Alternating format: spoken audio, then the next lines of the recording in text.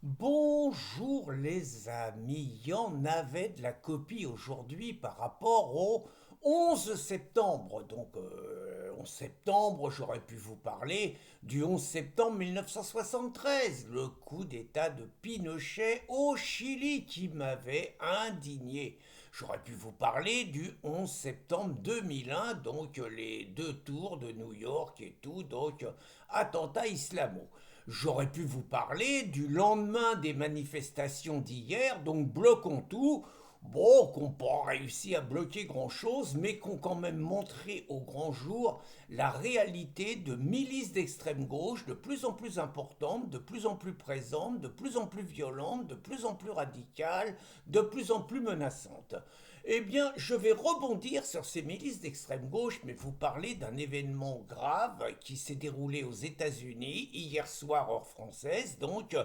Une personne dont sans doute que vous n'avez jamais entendu parler, Charlie Kirk, a été abattu, assassiné d'une balle, sur un campus d'université aux États-Unis. Alors Charlie Kirk, c'est un mec d'une trentaine d'années, conservateur, présenté comme influenceur, proche de Donald Trump, qui a été très influent pendant la campagne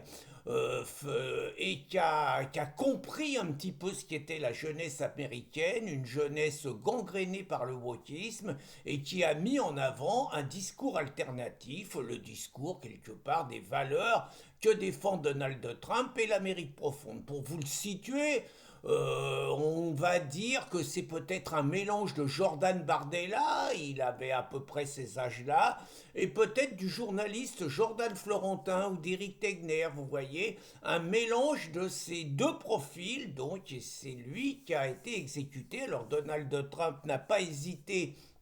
à attaquer la gauche radicale qui l'accuse quelque part de la responsabilité de ce meurtre en disant qu'on ne peut pas traiter tous les patriotes de nazis éternellement sans que ça n'ait pas des conséquences, et c'est évident que ça ne peut qu'avoir ce type de conséquences. Je me souviens très bien dans les années 70 quand le leader gauchiste allemand Rudi Dutschke avait été canardé, il en était resté amoché toute sa vie, et que l'ensemble de la presse de gauche et d'extrême gauche accusait le média Spieler allemand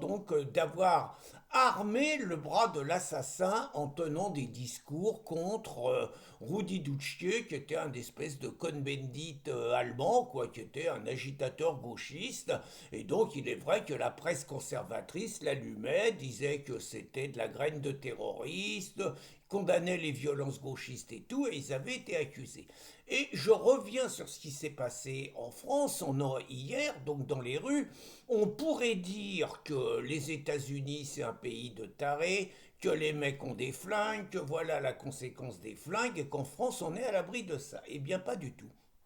Il suffit, je vous ai mis simplement deux images. Aujourd'hui, les plus exposés sont les jeunes journalistes de Frontières et les jeunes filles de Némésis qui ont le culot, qui osent, comme d'ailleurs un Vincent Lapierre, comme d'ailleurs des journalistes comme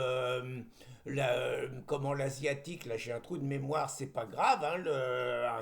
un garçon sympathique, ça va me revenir pendant la vidéo, qui a déjà été agressé à de nombreuses reprises par les gauchistes, mais là ce qu'il reproche à Frontières, c'est que les jeunes de Frontières s'accrochent, les jeunes de Frontières se donnent les moyens de faire des reportages. On ne pardonne pas à Jordan Florentin son reportage à Villeneuve-Saint-Georges où il a montré avec des reportages vraiment des images très audacieuses avec aussi des risques d'agression. Il a montré la réalité de la liste de Louis Boyard, il a montré les connivences avec les islamistes, il a montré la complicité avec des défenseurs du Hamas et de nombreuses femmes voilées avec les Kefi Palos. Donc il a été décisif pour la défaite et l'humiliation de Louis Boyard. D'autre part, il est présent dans tous les rassemblements, il se fait virer, mais lui,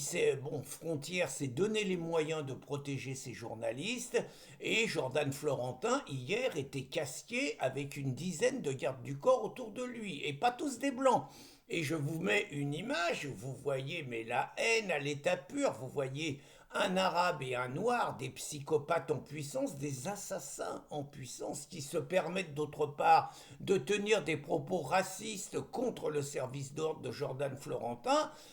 sans qu'il y ait aujourd'hui la moindre réaction du procureur de la République et des associations dites antiracistes qui passent leur temps à éplucher CNews, à éplucher Frontières. Donc, je voulais vous dire que les images que je vous montre, les agressions verbales, les agressions physiques, préparent, et je ne suis absolument pas paranoïaque, préparent tout à fait les exécutions qui se dérouleront. C'est inévitable si on ne désarme pas les milices gauchistes. Cela se terminera par des morts dans les rangs patriotes et des gens comme Jordan Florentin, Éric Tegner, Vincent Lapierre, les militants du Rassemblement national, les militants de Reconquête, même les militants de chez les Patriotes, dont une militante s'est fait arracher son drapeau bleu-blanc-rouge hier parce qu'on voulait que des drapeaux palos, sont des gens aujourd'hui exposés par la violence de l'extrême gauche et par les discours que tiennent les médias et les leaders politiques depuis 50 ans, y compris de droite, nazifiant quelque part le discours patriote, le discours nationaliste, le discours souverainiste, le discours identitaire,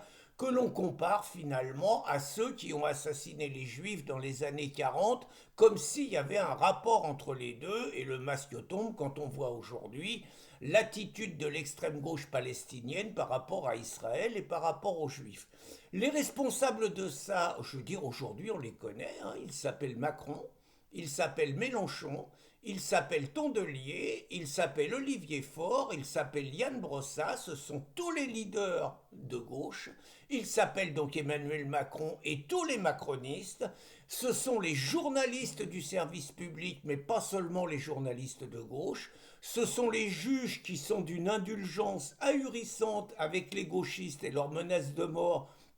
et leurs propos racistes, mais qui passent leur temps à harceler des gens comme nous, les responsables des prochains assassinats sont ceux qui aujourd'hui nous pouvons